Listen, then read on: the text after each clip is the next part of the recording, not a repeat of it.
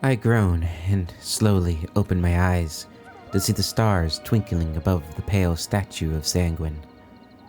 My head is throbbing, and I can feel the soft grass beneath me tickling my bare skin. I look to my left and see a naked woman lying next to me. I look to my right and I see a naked man. Both of them are Sanguine's followers, and both of them have been partying with me for... I don't even remember how long. You've been partaking in Sanguine's festivities for days now. It's time to move on. The voices had been quiet for a while. Apparently, they were happy to let me enjoy the pleasures that Sanguine offered. I groan again, and I sit up and wipe the sleep from my eyes. An empty bottle of wine rolls away from me as I look around for the chest containing my clothes. Where should I head now? I ask the voices. Meriite, Nocturnal, Meridia, all await you. What about the Brotherhood? Shouldn't I report back? Yes, but be careful not to get attached to them. The Night Mother and Synthis are theirs, and now your masters, not each other. I don't know. They seem nice. The voices go silent, so I decide to get dressed. Then I let out a big yawn and turn south, looking out towards Leowin again. I'd already been to Nocturnal Shrine once, so it makes sense that I'd go there next. But I can sense the energies of Meridia close by. I squint and rub my eyes again.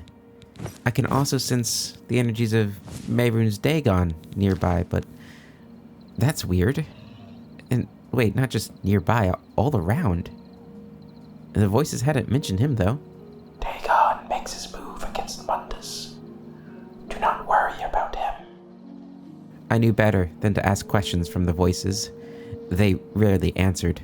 So I slung my bow over my back and began walking towards Meridia. Hello everyone, and welcome back to Let's Play Oblivion. We're here with Varnis here at the Shrine of Sanguine, where we had a lovely few days here, doing some wild stuff with Sanguine and his followers. And we're going to be heading out to Meridia. Now, this is going to be commentary, post-commentary.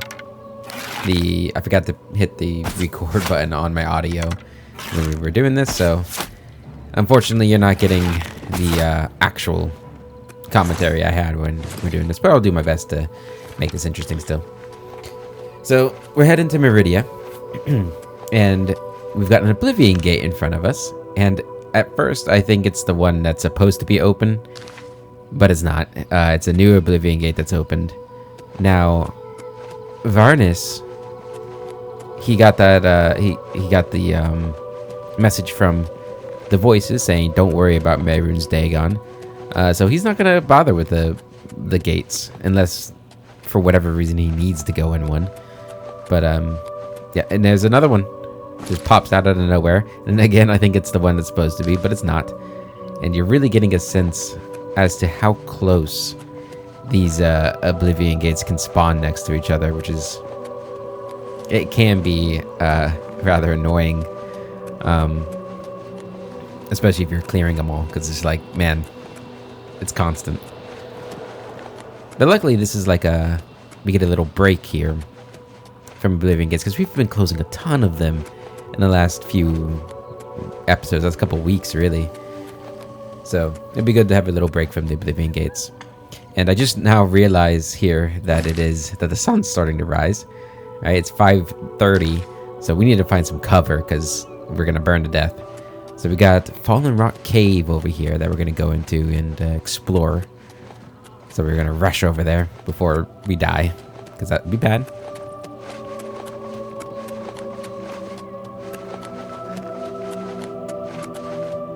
All right, let's get in here.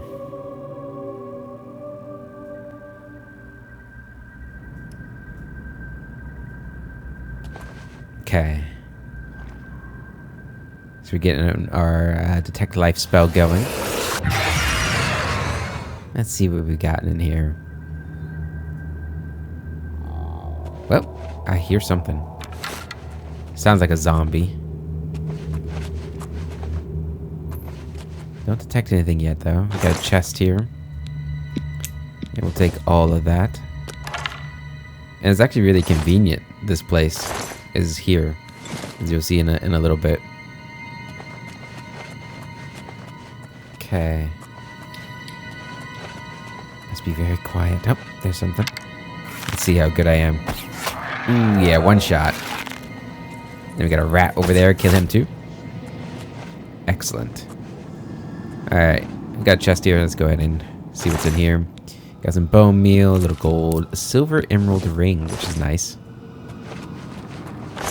Yeah, and we're going to start looting them because they have damage fatigue. And our alchemy's doing pretty well. We've already gotten to apprentice rank? I think, yeah, we're apprentice. Because you can see 2 ingredients. So that's going to be really useful. And it's like, we saw how useful the poisons were on Salia. And I know I've been saying that Varnus probably isn't going to be as good as Salia. And I would like that to remain sort of the canon. That Salia is definitely the more prodigious alchemist. But eventually, Varnus is probably going to max out his alchemy too.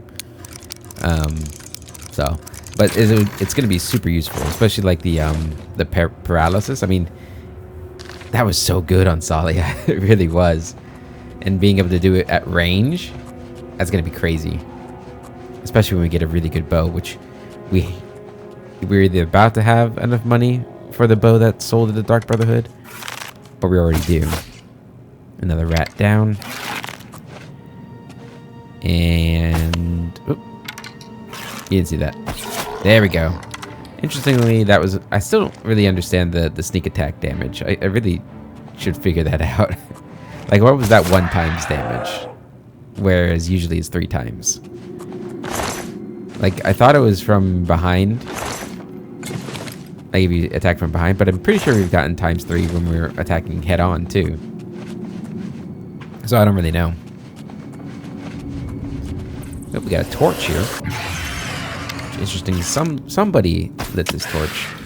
And I'm hoping to find a necromancer in here, because we know that necromancers are the ones that hold the black soul gems, which is what we need for Vermina. What's her name? Vermina? Her shrine offering. Which would be good. How many Daedric shrines have we done so far? We've done Sheogorath, Azura, Namina? What was it? Namina? Something like that. And Sanguine. Yeah, so we've done 4 so far. Ooh, marksman up to 48. Nice. Watch this shot. Oh, watch this shot. There we go. Such range. Alright, got anything else going on here? Oh, a little rat. Can kill him. Got a chest over here. Big old spider web up there. Oh, I gotta say, I'm so happy that we figured out this lockpicking trick. I don't know if it's a trick. Maybe this is how you're actually supposed to do it. I don't think that... the first episode where I figured that out hasn't come out yet. I don't know if anybody's like talked about or will talk about how lockpicking worked in the original game. I certainly don't remember it working like that. Maybe I just never tried it, but I don't even think you could do that, right? Where like you're hitting the tumblers that quickly. Maybe I'm wrong. I would actually love to go back and play the original, just to see how different it feels. I mean, it obviously looks a lot different, but things like that, I wonder. Oh shit! big old cave in here. And I'm sitting here thinking, well, I can get past that. As I jump across these rocks, another one just fell. I didn't notice that one had just fallen there. Yeah. I think I saw that rock up there when I jumped first, but it hadn't fallen yet. I was wondering if it was falling. And this takes me about, I don't know, like an hour to get through here. But trust me, it's going to be worth it. We're going to get through these rocks. And I see if I can shoot him here in a second, which might seem like a foolish idea, but it actually did wiggle a little bit. I don't know if you saw that. And you can see I'm kind of moving them a little bit as I push against them. And if I had just been aware enough to like look ahead when I'm jumping, I think I might have seen that it's actually a cave in ahead anyway. Yeah, you can see that there, barely. Another shot with an arrow. There you go. This is how you mine. You just walk at the rocks until they clear a path. Yeah, I can see already that there's nowhere to go, but I'm not looking at that. I'm hyper focused on that rock. And it's a dead end. There's a wisp stock, so I mean, wasn't entirely useless, but pretty useless. And then we have to get back through, which is annoying. About to just obliterate those rocks with my arrows. There we go. We're through. Open up my water. There we go.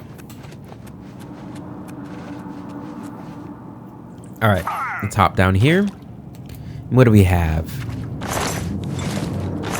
Did I loot all of that? I think I remember picking up a bone. Yeah, I think I'm just looting all there. Oop. These things are really stealthy here. These crabs. Hate crabs. The spiders of the ocean. The hardest crab to hit in my life. There we go. I love eating crabs. Don't get me wrong. And actually, I don't really dislike crabs at all.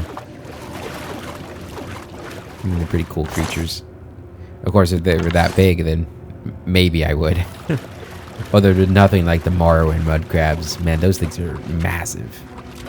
Of course, we did run into that really large crab, and I think it was on Varnus. I think it was that Greenmilled cave down by Skingrad. It was one of the caves on the road to Skingrad, I think. Another chest here. Some good potions of healing. Those are going to be very useful soon. A little foreshadowing. And we're out of here. Let's go up here and rest. And, you know, I wonder what Varnus does during this time, because I'm sure he sleeps a little bit. But we're not at a bed, so he's not getting like a full restful sleep. Right? So I do wonder what he does. Does he just like sit there? He can't read, so it's not like he's reading books. Oh, maybe that's when he's working on his alchemy, or I don't know, his archery. Maybe he takes some shots at some targets. Not really sure. What would you guys do if you were stuck in a cave until nightfall and you didn't have like a bedroll or something? I mean, I guess you could walk back and forth exploring, but I don't know how fun that would be. Okay, we're out of that cave, and we're headed to the Shrine of Meridia. We got that, some peony seeds. Definitely need those. We're going to thread the needle between these Oblivion gates. And we're going to have to make a decision on what we're going to do about these Oblivion gates. Because we could arbitrarily send Salia or Anaris over here. I'd much prefer them have a reason to go over here. But if they don't, we'll have to think of something. Or just leave them. Alright, well, we're at the Shrine of Meridia. And Meridia is a really cool Daedra Lord. If you remember from the book we read on Salia, she's kind of the enemy of undeath. And I don't believe in the Elder Scrolls lore that vampires are considered undead. What business do you have with Meridia, Lady of Infinite Energies? Yeah, Oh, they have the cure for vampirism here, which I don't think every shrine has, which is an interesting thing. I'd like to talk to Meridia, if at all possible. Yeah, I'm just talking more about vampirism there.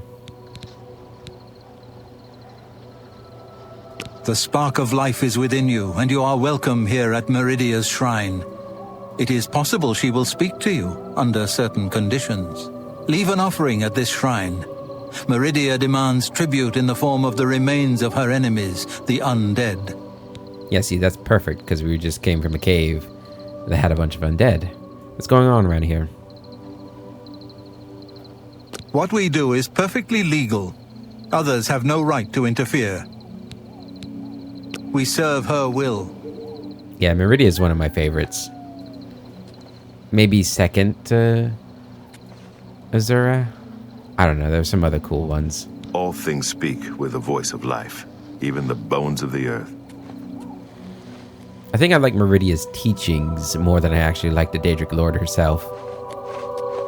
Life is a blessing, and death is not the end, but only when the spirit remains incorruptible. I would love to... Maybe there's a book on it. But... I'll after this. I'll offer some wart flesh. By the detritus of the profane I am brought forth, and by your offering you have made the profane your interest mortal. The undead are foul, unnatural things. Some of my rivals take pleasure in these abominations. Not Meridia. I wish these creatures destroyed. Hidden behind a door, deep in howling cave, are necromancers. They rob graves for the materials to raise their undead armies. Find these necromancers, destroy them and their abominations. Do this, and earn the gratitude of Meridia. Hell yeah. After I made the correct offering, Meridia appeared and spoke to me. The Daedra told me of a cult of necromancers in the Howling Cave who have been stealing from graves in order to raise an undead army. Meridia wants the necromancers killed. I can reach them from a secret door in the back of the cave. Make that my active quest. And yeah, I didn't plan it, but it's fun when things work like that. I don't plan it to find or be sent to kill the things I need to kill to get the Black Soul Gems for Vermina. So that's really nice. And there's Howling Cave on the other side of Skingrad. We've seen it before. I mean, I don't think we've gone up to it, but we have seen it. Oh my god, I've got so much to talk about. Okay, so we'll talk about vampirism in a moment. But since we're passing by it, I do think I could do a better job of maybe not breaking character or pulling back the curtain on like the fact that we have other characters in the world and all that stuff. And I wonder, is that bandit here I'm gonna slaughter? I wonder if at the end of the series, if you just watched the chapters on Varnus, how it would feel, or if it would be cool seeing these Oblivion gates pop up and having no idea why they are there and what their purpose is, and then just seeing some of them disappear as, you know, Salia or Inaris close them. It'd be interesting. Of course, like I mention them, the other characters, a lot in these videos. I'm doing it right now. But yeah, that was kind of my hope. And maybe hopefully I'll do it even better whenever we do the other Elder Scrolls games. But the idea is to have each of these characters have sort of a self-contained story, but that their actions are affecting the other worlds. So hopefully it's turning out decently. And yeah, I'm making potions here. I'm making a ton of fatigue and health potions here soon. Damage health potions. But yeah, I do What was I gonna say? Oh, I forgot. Oh, I try to like stay in character as much as possible and not mention the other characters. But the thing is, like, when we're on these long walks, my mind just kind of wanders and I kind of ramble. And I know some of you enjoy that, and I appreciate it. I like rambling. I just do hope it's not like bringing people out of the experience too much. But it is what it is. I think it's either that or like I cut the traveling out, which at that point, what's the point? No, I do think, and I think did I talk about it last episode in Salia? The fast traveling stuff. I don't remember when I talked about it. It might have been in this episode too. Oh no! It was the behind the scenes thing of Varnus doing the main quest. But yeah, the fast traveling, I think it really does hurt an overall experience of open world games. Like, I get the convenience of it, and I know why it exists and why so many people use it.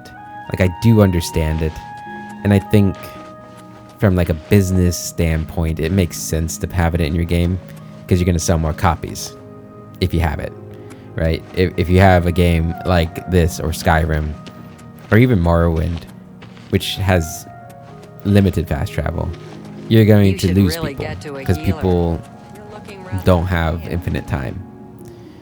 Even though I think the overall experience is going to be better. Back, you filthy beast! How rude. I'm trying to sleep in his bed, so I gotta get him up. And then like he's gonna come over to try and talk to me. It's like I just go over there and like kick him. And he's like, what the hell are you doing? And he comes over to like confront me. I'm just gonna dive into his bed, take a nap real quick. Alright, we're gonna level up here. And 1 point in luck, which is up to 60. I need to review what luck does. I don't actually remember. And willpower and strength. Get back, you filthy beast! I have nothing to do with the likes of you. He kind of looks like he's got the same sort of effect on his face as like a vampire has. I did bite him one time, I think. So maybe he's a vampire now. That'd be funny if like when you're feeding on people, it has like a % chance of turning him into a vampire.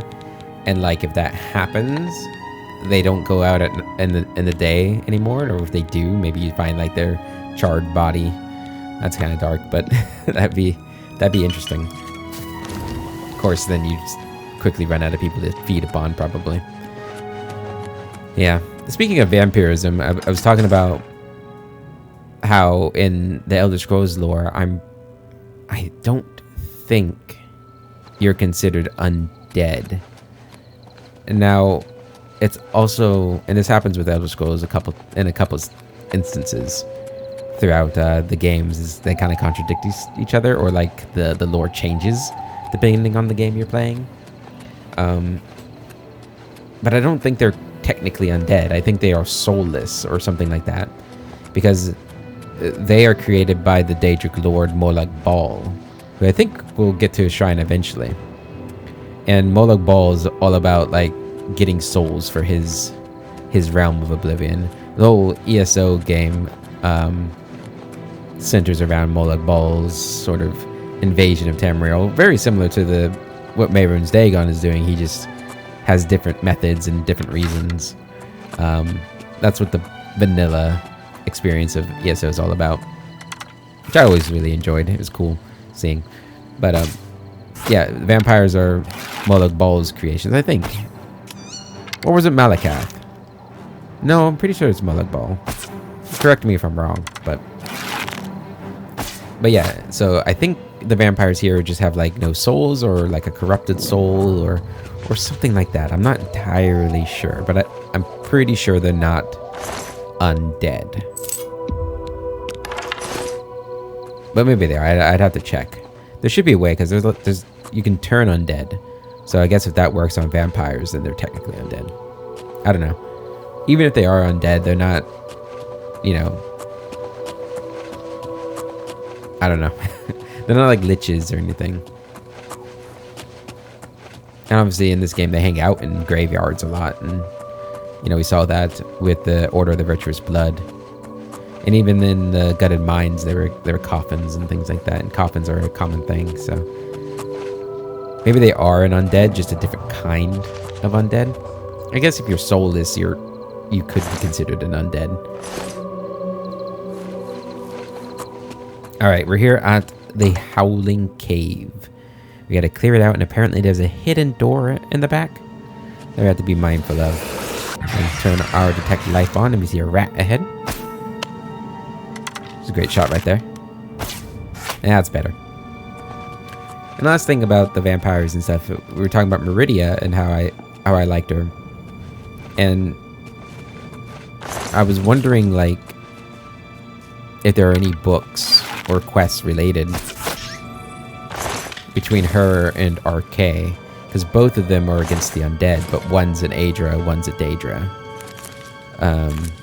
The whole lore between the Aedra and Daedra is interesting, and something I really love about the Elder Scrolls is there's a lot of mystery in the way that the divine works.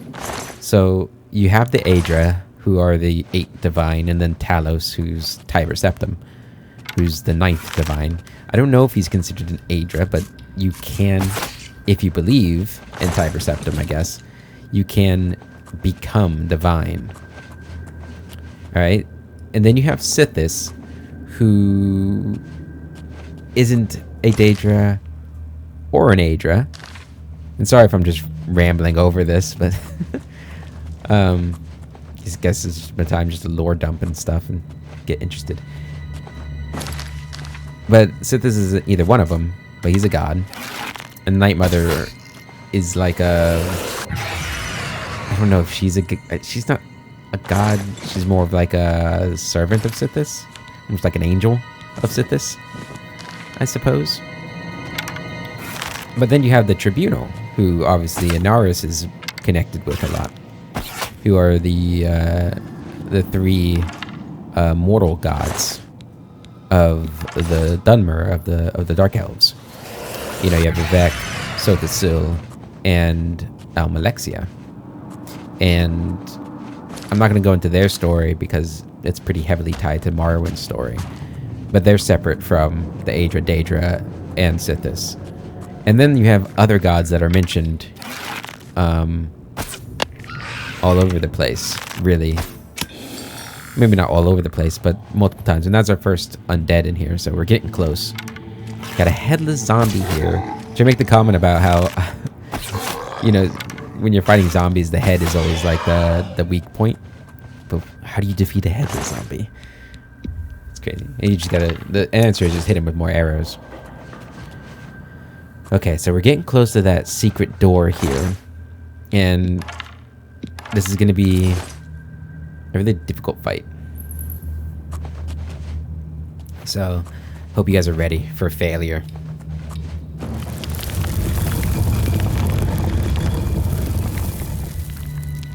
And I won't get into Tiber Septim much either. In Talos, because that's has a decent amount of influence on Skyrim's story too. Okay, we've got our first necromancer there, and he's got a little ghost with him. There's a trap right in front of us too, which is definitely going to help us. We're going to start off with some damage health potions, and we're going to get our strongest there, which is 3 points for 11 seconds. Which isn't as strong as I would like. And boom. Now, unfortunately, it doesn't kill him. And then he summons a creature in front of us. And yeah, you can see it doesn't do a lot of damage to him. Now, luckily, the trap did a lot of damage there. But the nature of this place means that everyone's kind of close by. So all the necromancers start rushing me, which is not good. Because we don't actually have a lot of health potions. Now, while we're in this corridor here, they're actually often hitting each other. And that ball trap is also blocking a lot of spells. So it's not as bad as it looks being here. Yet. But we're healing up. The problem is if they do get their spells through all of this stuff, well, they're right in front of us. And they also summon powerful things like the Headless Zombie and the Skeletal Guardians, which are strong creatures. So I'm just here trying to kill this guy while they're hopefully hurting themselves and summoning more zombies. And some of them are just zombies and not summoned. And yeah, my health is going down. And I'm running out of healing already. Okay, that zombie. And then I'm trying to hit the necromancers, but I can't get past their conjured creatures. I finally try and like move past them to get to them, but now I'm surrounded.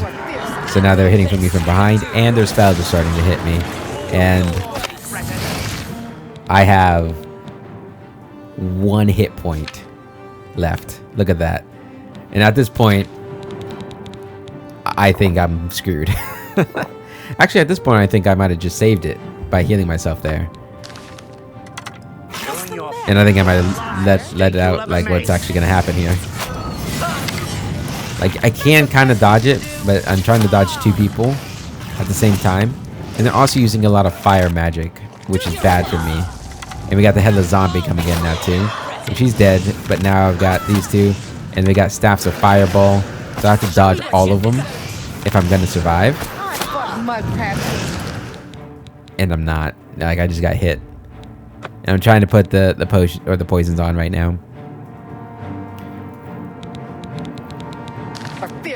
Yeah. Yeah, and fire damage just wrecks me because of my vampirism. So that's a problem. But we'll get it. We'll get it eventually. Probably. Unless I'm still here to this day. In which case, that would be really bad.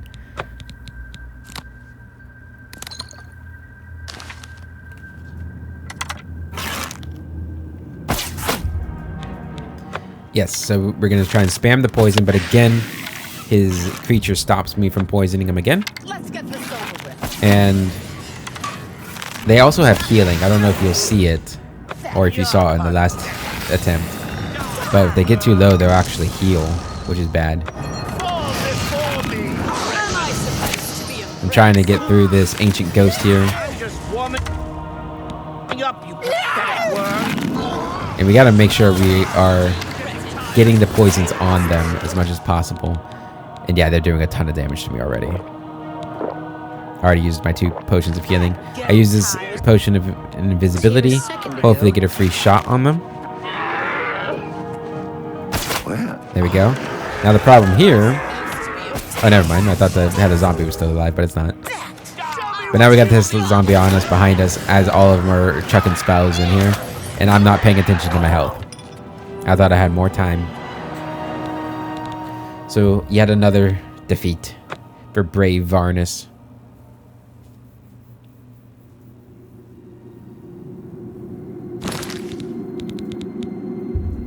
Okay, so damage our health. Or not our health. And I think... Yeah. I start putting it on the slot here. So I can just press 1 instead of having to go to my inventory all the time. Probably should have done that with my healing potions too. That would have been smart. We're going to go for this guy this time. Alright. And wait. There we go. We got them both poisoned. I was really hoping that trap would hit one of them, but we're not getting very lucky with the traps. I hit them. Hit them again. See, they healed. They're cheating. Okay, they're gone. Alright, but my health has already dropped pretty low. Let's go ahead and drink our potions. And the invisibility poison. Alright, let's get them. Ooh, see, they have so much health. Good, but that person's double poisoned. So hopefully that will take care of them. That's 6 points of damage every second for 11 seconds. Or maybe it's 3 points for 22 seconds. I don't know how that works. To be impressed. Alright, try and get him again. Okay, poison him up. Now I am taking a lot of damage here. And I am almost out of healing. Oh, and they dodged it, the bastards. Okay, poison next shot. Now, unfortunately, whenever I do that, I have to like knock the bow. And now I've decided that we can't stay in that corridor, so we're going out, and we've got almost no health left. Got that one restore health and a strong potion, so we can poison and attack again. And we just aggroed another zombie. As I go, I'm gonna try and cut back through here, and we're gonna try and leave.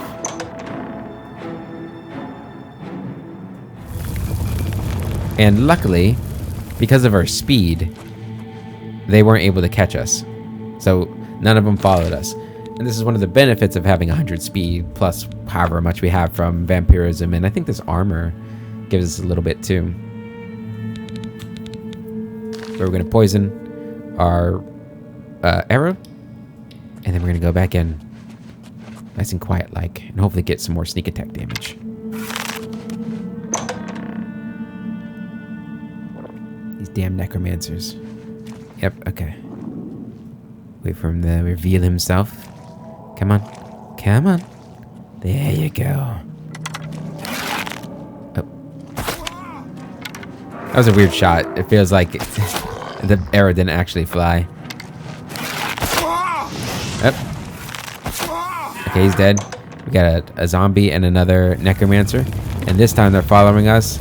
Now, unfortunately... When did it happen? There it is. Rip.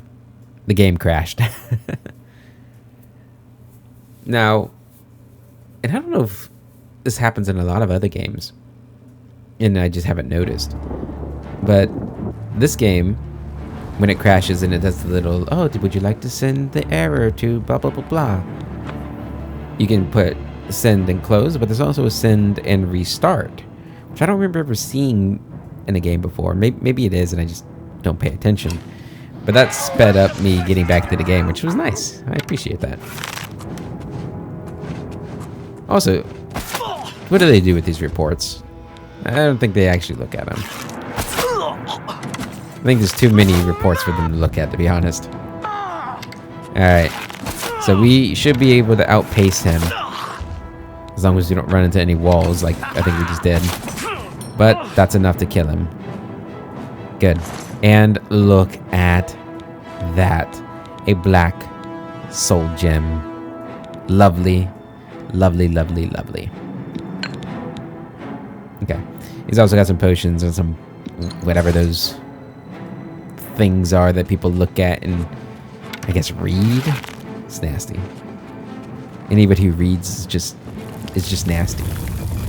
Luckily this door closed him in, so that zombie couldn't get to me. We're gonna go ahead and poison our arrow and jump back in here. And there shouldn't be too many of them left. Yeah, 2 of them dead here. And then there should be 1 dead around the left corner. But I'm being very cautious because I don't have a lot of health left. Although we just picked up a couple of potions, so that's really good. And you see they all have elven maces too, which is good. Staff of Fireball, huge.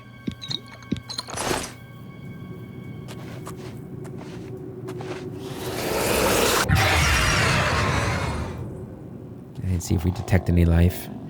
Yeah, we've got the or the ghost dead.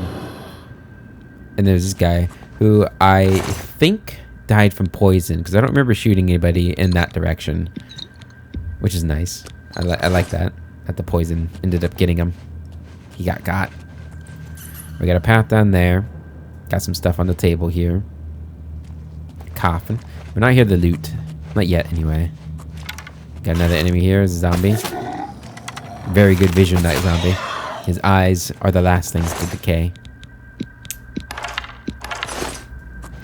But we're not going to take the mort flesh because it weighs pounds and we're trying to conserve our weight. Alright, there's the last, I think, necromancer. We're going to hit them. And again. Poison. Okay, got the skeleton here. Trying to get to a point where I can hit them. You see they just healed back there, bastards. Okay.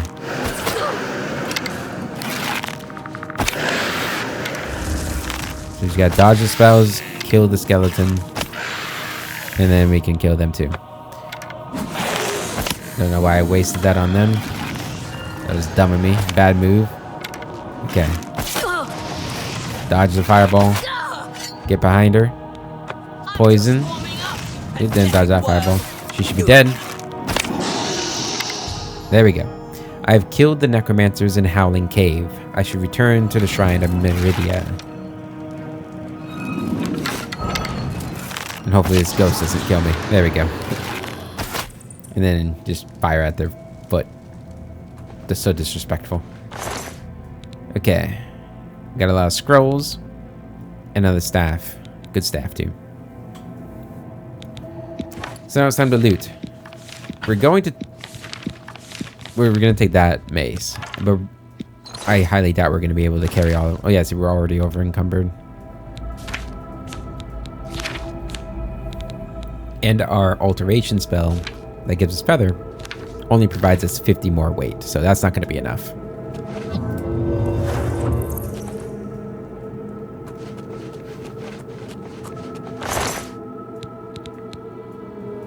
So we're going to pick up the staves and all the scrolls and all the potions and my arrows too, probably. Yeah. Leave the maces and we'll come back for them once we go to Meridia, because presumably Meridia is going to give me an item as well. So we need to make sure we have space for that, for whatever it is. So far we've been given what? 2 staves and 2 rings?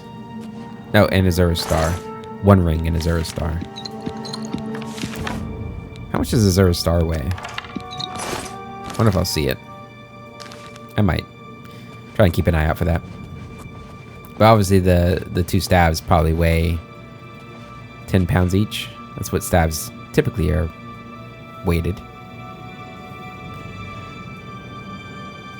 Yeah, nothing good on this table. Nothing really good in the coffin besides some money. A couple of potions of dispel, which I'll probably never use. Take these whipstocks. Yeah, there's quite a few potions that I don't ever use, which is probably why they're not in Skyrim. Although I really don't like that philosophy that Bethesda has. If it's not being used, they just like remove it. Like, it's okay to have a potion in the game that's not used by me. I'm sure there are people that use it. Like, instead of removing it, you should like just make that idea more useful. Like if you made a dispel poison or something, make some enemies in the game where if you did that on them, it makes them a lot weaker. That would be really cool. But yeah, as it is, there's not enough enemies that will put like a debuff on you that's important enough to immediately dispel. There's diseases, which so cure disease potions can be useful. We've still got some enemies around here, so those can be useful still. But the dispel one, I don't really find it ever having much use, because even then, a lot of the debuffs put on you are temporary, and if you're not in like the first 5 levels of the game, you're likely going to be able to win a fight despite those debuffs or those curses or whatever. Got a guy with a scythe here. Interesting imagery.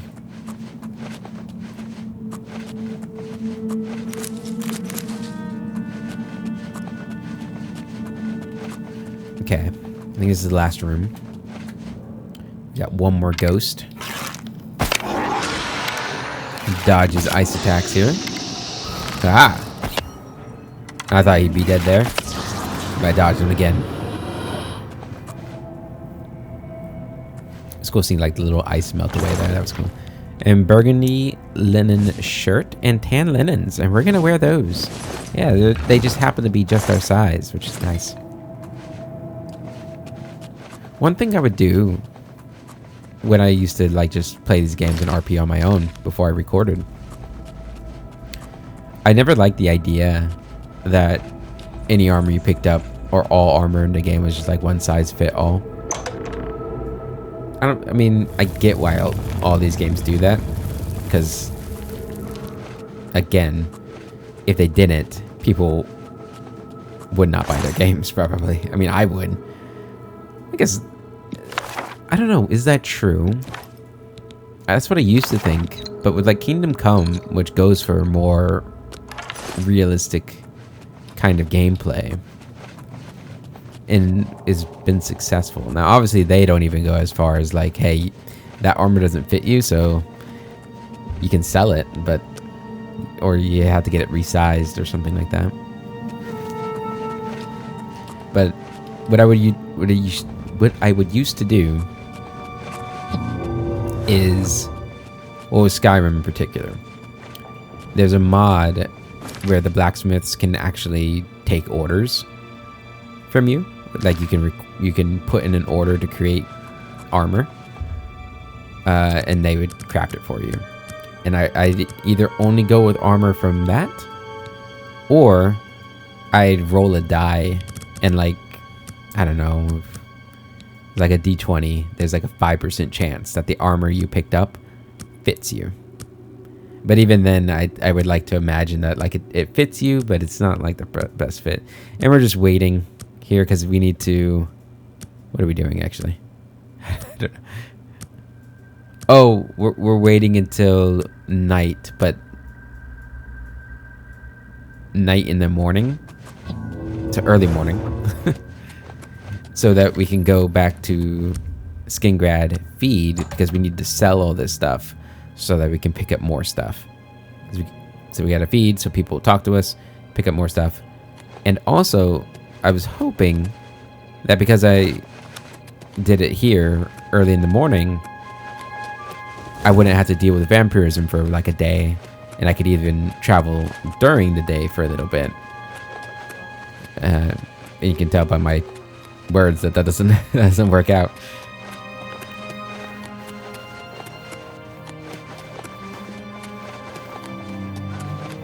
Yeah, we've killed the necromancers. We got 2 black soul gems, so we can now go to Vermina as well. So we've got Vermina, we've got Nocturnal, and we've got Pyrite. Pyrite? Pyrite. That's his name, I think. So we got 3 shines we can do now. And I know where Nocturnal's is, and we know where Vermina's is. And I think I remember where Pyrite's is. I think Pyrite's is like northwest of Anvil. So it's actually not that far. But we're not going there next. So, spoiler alert. Okay, so we found our target.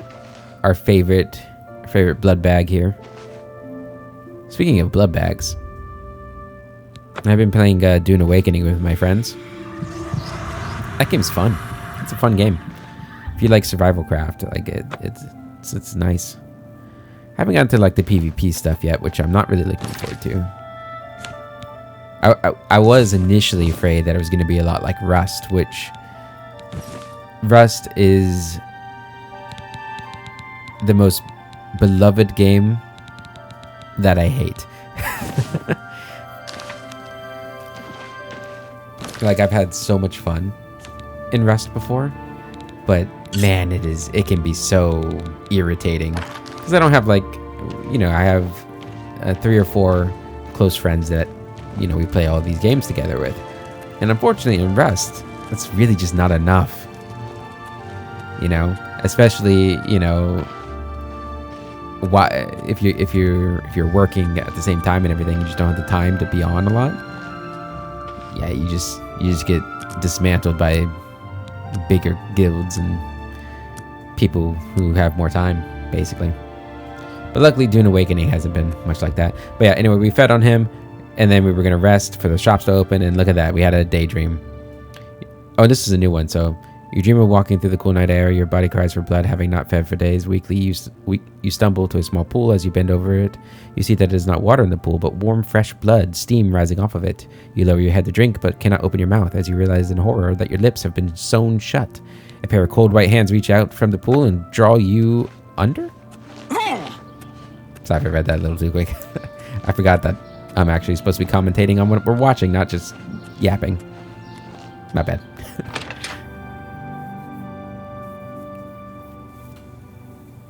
Okay.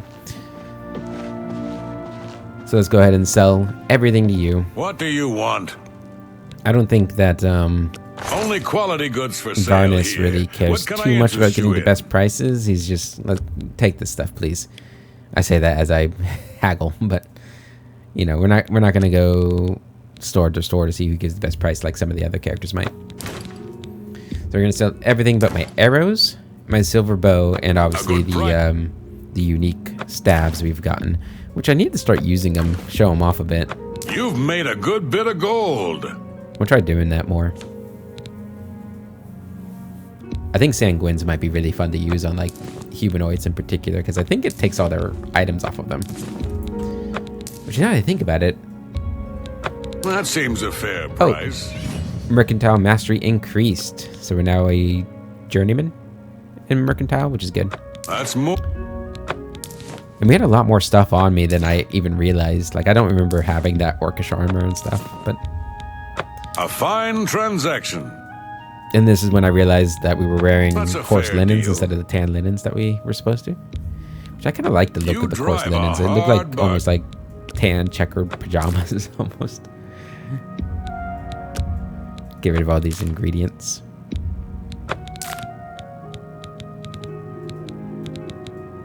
Some troll fat. That's a fair.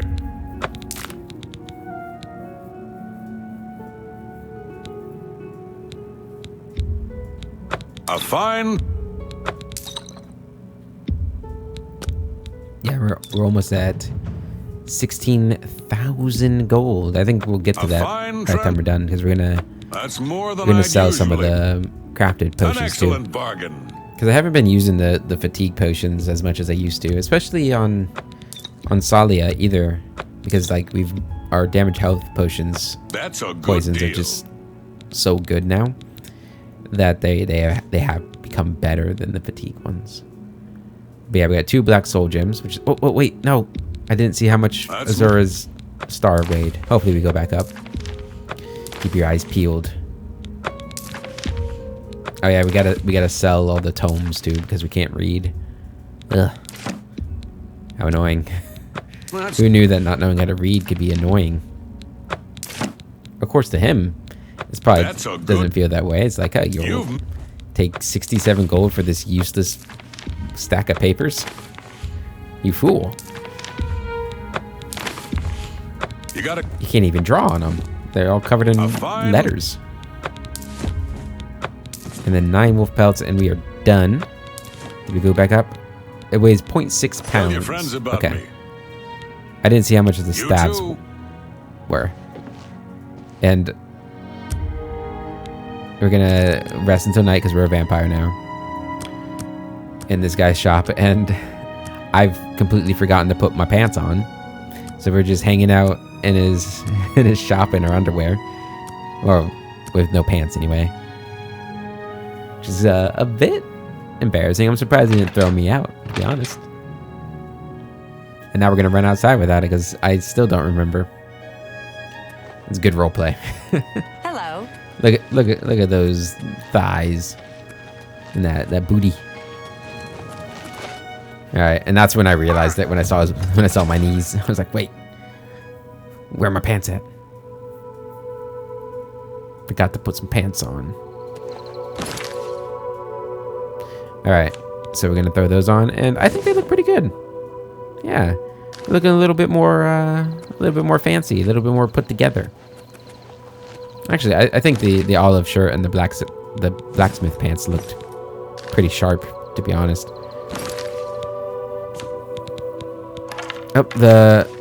Well, Sanguine's Rose was 10 pounds. I'm going to assume Wabbajack is also 10 pounds. But I'm not. We'll try and catch it next time I enter the inventory. Alright, so we're going back to Meridia's now. And see what we get here. Now, Meridia, I think, unfortunately, has a bad reputation because of Skyrim.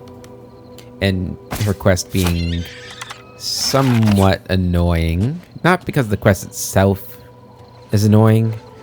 I think if I can gauge the fans of Skyrim's feelings well, I think it's more annoying because of how you discover her quest. It can be pretty it can be pretty annoying, yeah. You can say that a lot with Skyrim though. Hello, Meridia. Well done. Those creatures were an affront to all life, and I have paid the price for their actions. Take this ring and go with my blessing. They've given her a strange accent too. Not strange, but like she was gratified and she gave me the ring of Khajiit, which is going to be awesome for our character.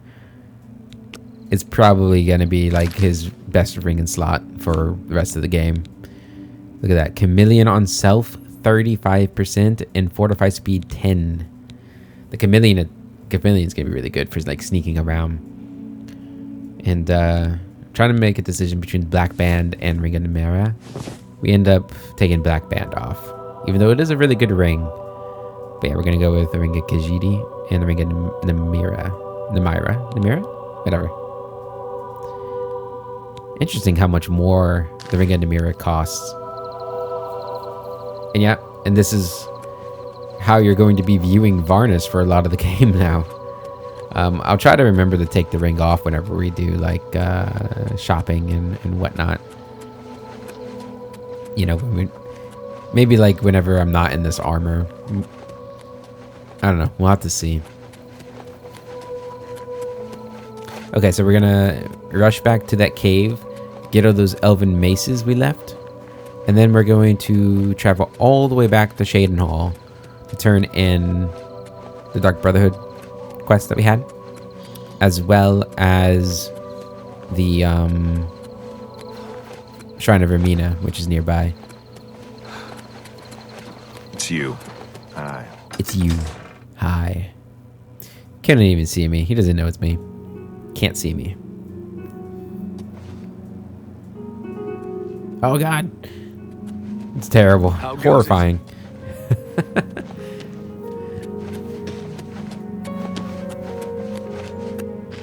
Hopefully that doesn't happen like all the time.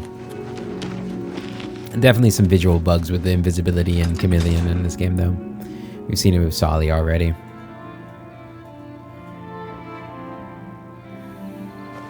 Okay. So let's get back to Howling Cave. There's also the Bloodscorn Cavern nearby, which I thought about going in right now, but I think we'll go another time because I think we've heard rumors of it on Varnus, but I actually don't know. It's one of the problems with this is like as time goes on, I'm gonna start forgetting which characters heard about which events and stuff like that.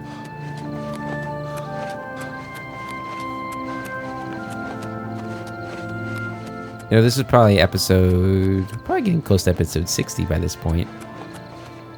I'm still amazed how pretty they've made this game look. Okay. Oh, there's another opened Oblivion gate. Damn it. Yeah. Did I already go over? I've already forgotten what I've said in this episode. The problem with those Oblivion gates opening. I think I started, but I didn't finish. I don't know, maybe. You hear it again. The problem with those Oblivion gates opening, as I go and get these elven maces, is that at this point in the game, there are 25 gates that can open. But there are 90, or maybe let's go with 100. There's either 90 or 100. I don't know if they're including the ones that already have like a predetermined place where they spawn no matter what. But there's 100 gates that can spawn. Okay. Once they spawn, they're there, right? They don't spawn until you get close to the area. So with Varnus now, those 3 have spawned.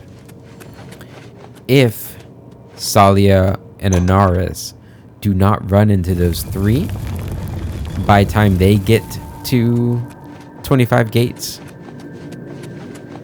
that would mean that Varnus is not going to be able to close at least 3 gates that they close. Which means, let's say there's a gate that opens up, I don't know, outside of Bruma, or on the road to Bruma. And that's like the 25th gate that Salia and Varnus or Anaris close. That gate will never open. Well, it won't open for Varnus.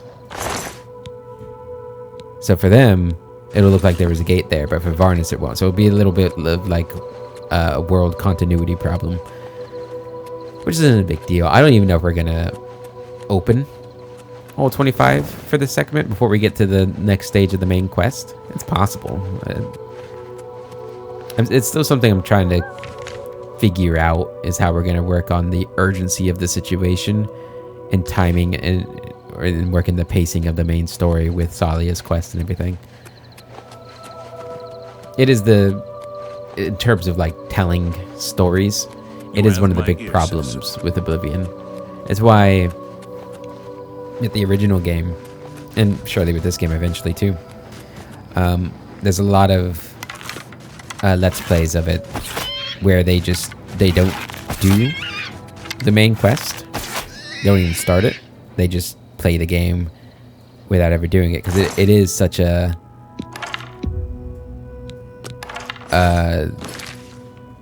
what's the word? Important, I guess.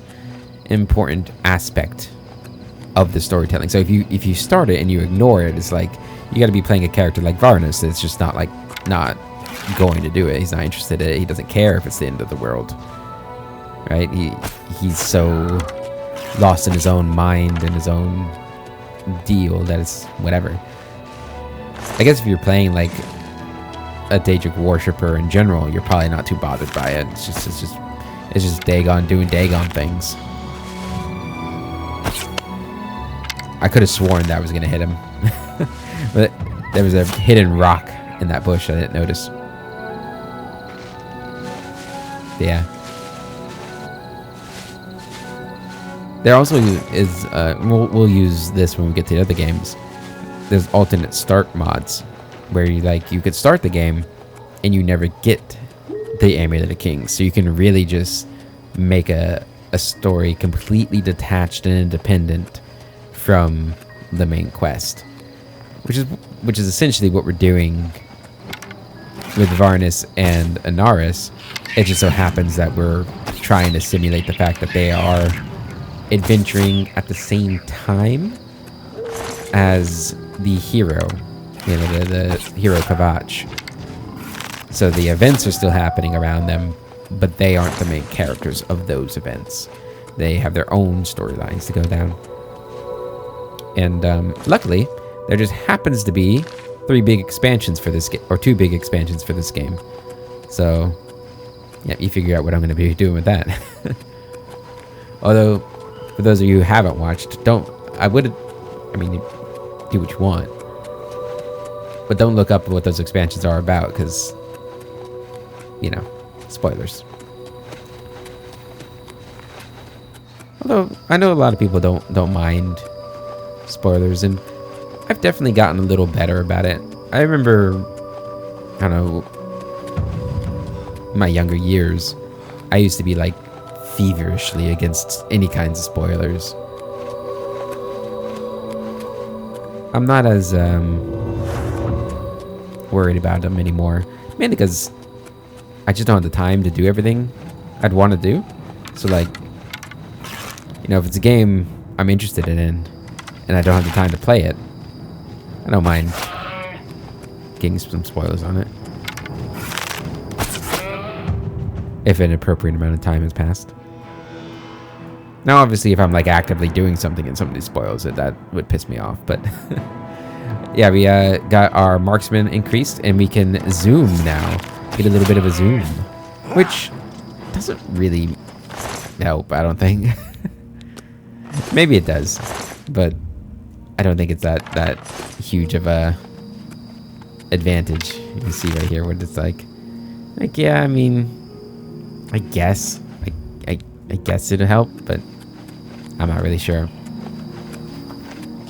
Now, if it makes your arrow fly truer, that's a little different. And I don't know, like that looked pretty straight, but we're also on like an incline. So it might have just been like the geometry of the situation. It's just simple geometry, you know? Okay. And I was going to stop at the Imperial City.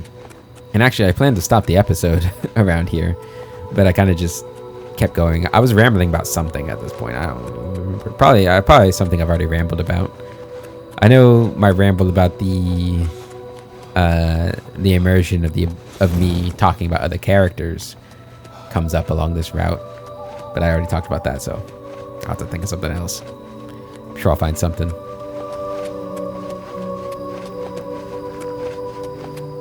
I guess, you know, one thing I do want to say is I'm really happy that I do have some people that like watching this. I know Oblivion and Dragon Age are fairly old at this point. Even though the remaster just came out, but still. So I am very grateful for those of you who are watching, and hope you guys are enjoying it. And I hope that, you know, my love for these series does bleed through, because I really do love these games. Morrowind in particular. When we get to Morrowind, like, I'm gonna be in heaven. I'm not gonna lie.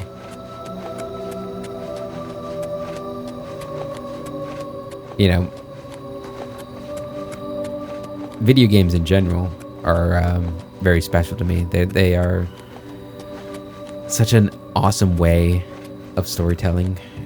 And the thing about Elder Scrolls for me is it offers you this platform to sort of tell stories, right? Like, obviously they have stories within the game,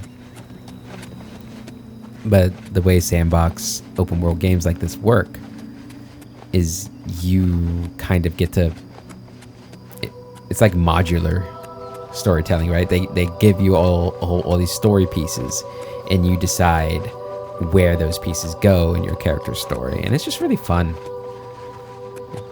It's really helped me through some tough times, just escapism and stuff. So yeah, thank you all for watching, and I hope you are enjoying the show. And hopefully you like all three characters, but hopefully you all have like a character you guys really root for. I imagine Varnus could be a popular one just because he's got a lot of character going on for him.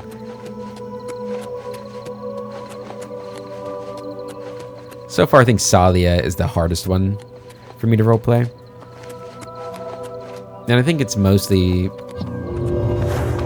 What is it, citizen? I think it is mostly down to how the main quest kind of forces the urgency upon them. I think I've done okay at it, but... At first I thought that person has elven armor right there. I was gonna go in for them. But I think it's Dwarven, which is too heavy for me. And no, it's not the main quest urgency that makes Salia hard to roleplay. I think I mentioned it either last episode or a couple episodes ago. It's the nature of having to go and close the Oblivion gates.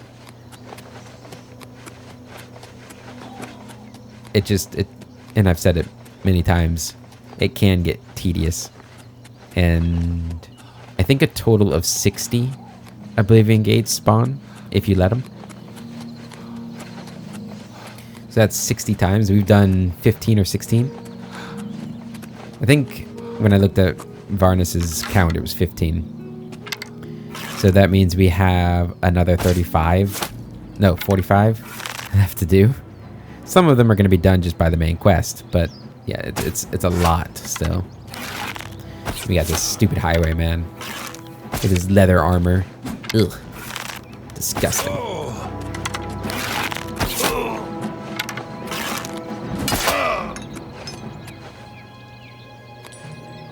All that being said, I do think when you look at Oblivion's main quest just as a main quest, I think it is probably the best crafted of the 3 Todd Howard ESOs, Elder Scrolls.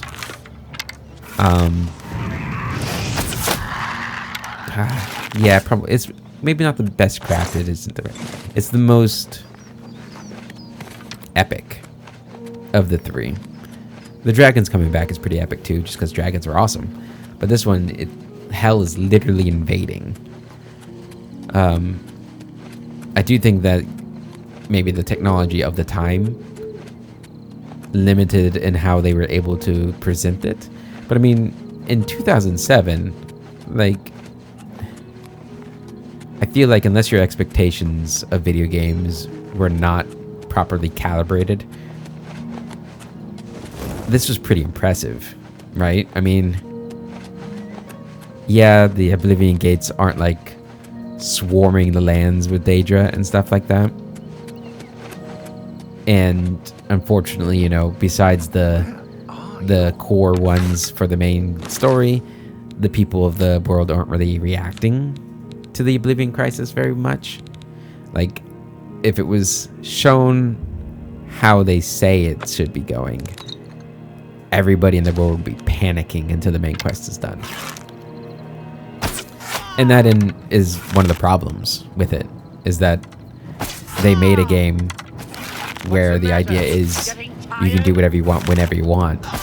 But when you create a story like that, you have to be somebody insane or a coward, right? Somebody who just does an adventure, not to stop whatever you're doing and go deal with the Oblivion Crisis. You know, like if you are an adventurer, even if you're not a good guy, right? Unless you're like somebody like Varnus, who is a Daedric worshipper and kind of insane, and a vampire, and that, you know, Varnus is a bit... he's not a good person. Not entirely his fault, but he's been led down not the best of paths, right? I mean, he is feeding up... He's fed off a beggar, which probably isn't somebody who deserves to be fed upon. But he was kind of a dick to him. And he was hungry, so, you know. But he just went in and was like, thinking the gods were talking to him, and Hill was like, "Oh, how can I help you, my brother?" And he freaked out because of the voices and ran away, and then comes back later and kills him after feeding upon him. So I don't want to say he's an evil person, because he is still young. He can learn. But yeah, I mean, he's done some questionable things so far. Definitely some questionable things.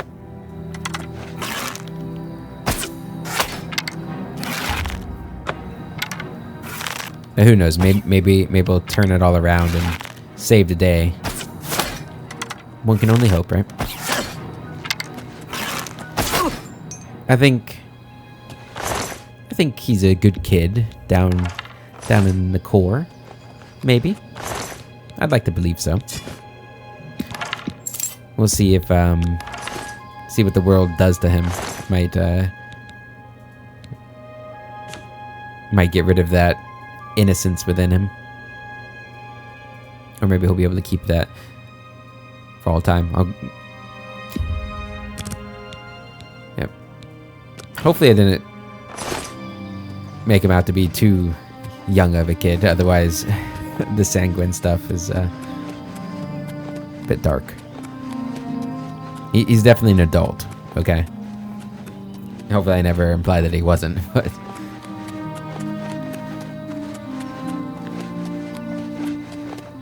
Okay. Made it to Shaden Hall, finally.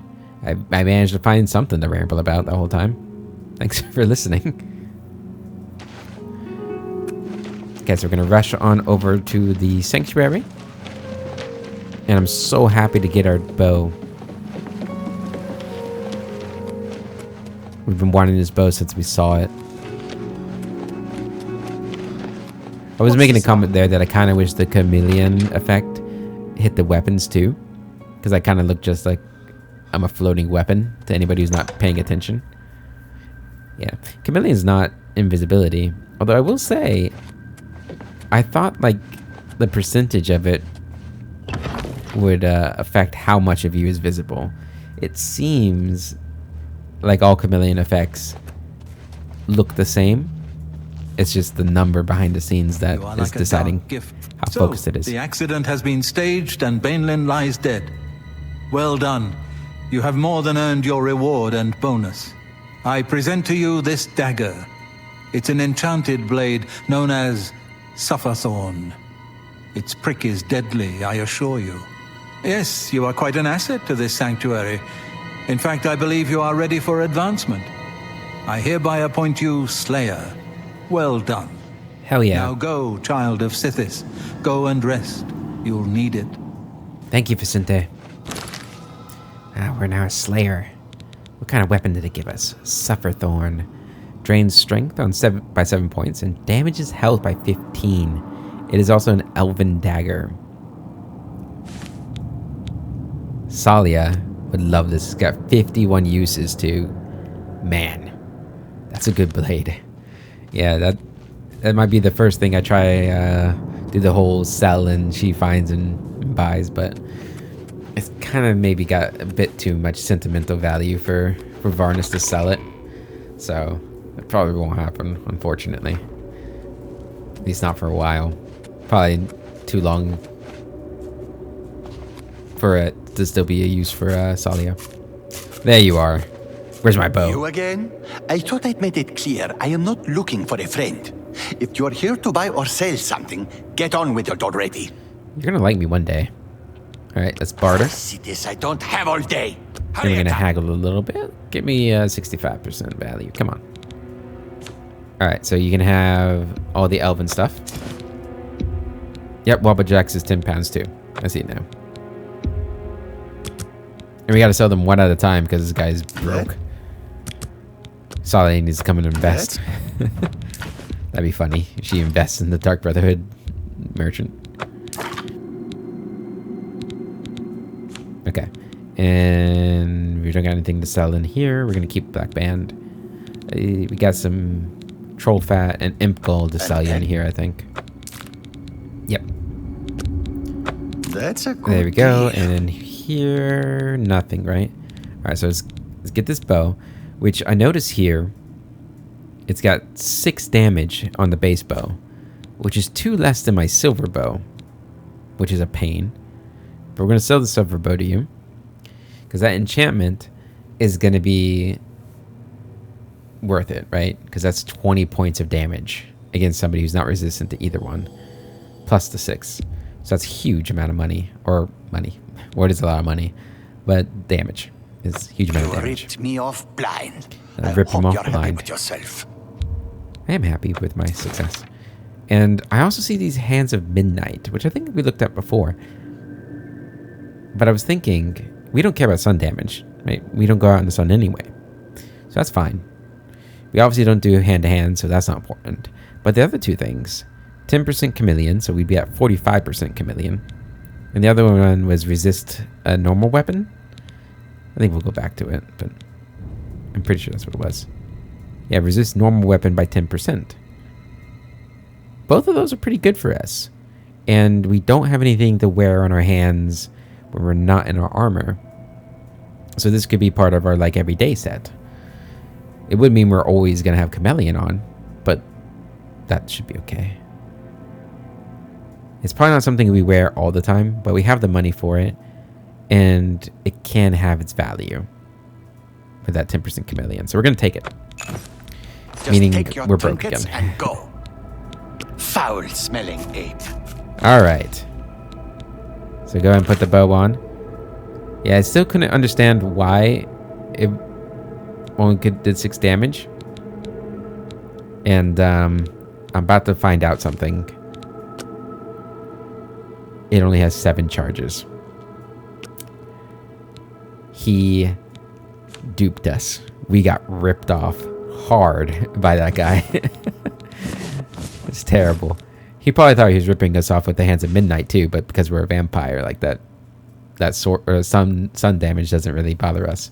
So that's still a good pickup for the most part. And I think that looks pretty good, that outfit right there. So that's us. Can't see us still, but that's all right. And we're smoking all the time. Smoking hot. Yep. Hopefully our future girlfriend here, Antoinetta, will agree that we're smoking hot. She likes me. Trust me. Probably. I mean, he's going to be coming back with new confidence after saying win. Anyway, that's where we end this episode, guys. Thank you for sticking around. Thank you for watching. Until the next episode, I hope you all have a wonderful day, and I'll catch you later.